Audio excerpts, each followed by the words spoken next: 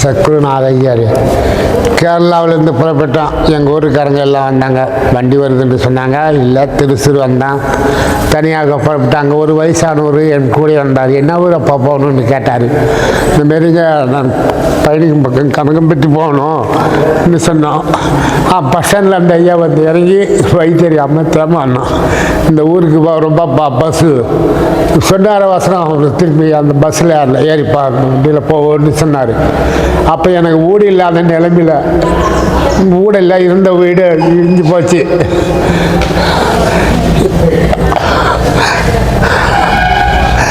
இருந்த வீடு இடிஞ்சு போச்சு சாமி. மக்களுக்கு ஒரு பெரியவனுக்கு ஒரு வீடு கட்டணும். 10 லட்ச ரூபா கடன் வாங்கி ஐயா சத்குருநாத ஐயா எல்லாம் எனக்கு நடத்தி கொடுத்தாரு. ராவும் பகலும் அவ்வளோ நிறையாவது நாள் கிடையாது. என்னோட குடும்ப கஷ்டம் அனைத்து ஐயா தீர்த்து கொடுத்துட்டு தான் வராரு. ஒன்றும் தீர்க்காம இல்லை. அவரை பற்றி சொல்ல எனக்கு ஐவாத்திரமாக வருது ஐயா. தனிப்பட்ட முறையில் பேசலாம். ராவும் பகலும் அவரை நினச்சி தான் படிச்சிருப்பான். ஒன்று ஒன்றா நடத்தி கொடுத்துட்டு வருவார். அது கட்டி நல்ல மாதிரியாக முடியணும். ஐயா சத்குருநாத ஐயாவுக்கு நான் என் கையில் உண்டானது செஞ்சுட்டு தான் சாமி வழி காட்டுறாரு. எல்லாமே இல்லை, எல்லாமே ஒரு மக்கள் இங்கே வராது சாமி.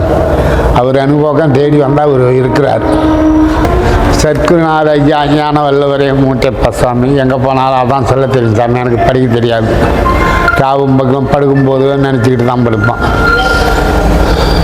அவ்வளோதான் ஐயா. வணங்குறது என்ன சாமி? அவரை வணங்கணும்டானா நம்மளுக்கு அனைத்து பிணிகளும் மாறுது.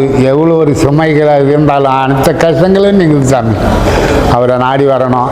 வந்தோம் கோயிலை வந்தோம் நிம்மதியாக சாட்டம்னு போனால் அதில் பலன் இல்லை. அவரை பெற்றி வணங்கணும். நம்ம கையில் உண்டானதும் 10 ரூபா சாமிக்கு குதி செய்தோம்னா நம்மளுக்கு வழி காட்டுறாரு ஐயா. நல்ல வழிகள் காட்டுறாரு ஐயா சாமி சத்குருநாத ஐயா. ஐயாவோடைய மகிமையை கேள்விப்பட்டு தான் சாமி. அது நான் வந்ததே கிடையாது. வந்திருந்தால் வந்த பிறகு அனைத்ததும் படிக்கலாம் ஒன்றும் தெரியாது. ஐயா சத்குருநாத ஐயா ஞான வல்லவரே மூட்டைப்பா சாமின்னு அதுதான் நினச்சிட்டு படுப்போம். அதுக்கு முன்னாடி தண்ணி போடுவோம். தண்ணி கூட சரியாக போகிறது சாமி. அவரை நினச்சாவே எனக்கு ஒரு அதை போல் இருக்குது. அவரை பற்றி எனக்கு சொல்ல ஞாபகம் இல்லை சாமி. வாழ்ந்துக்கிறேன் சாமி. எனக்கு கேரளாவிலேருந்து நான் திருச்சூர் பரப்பும் போது என் கூட வந்தார். நான் புரிஞ்சுக்கிட்டேன் சாமி. நல்ல வயசானவர்.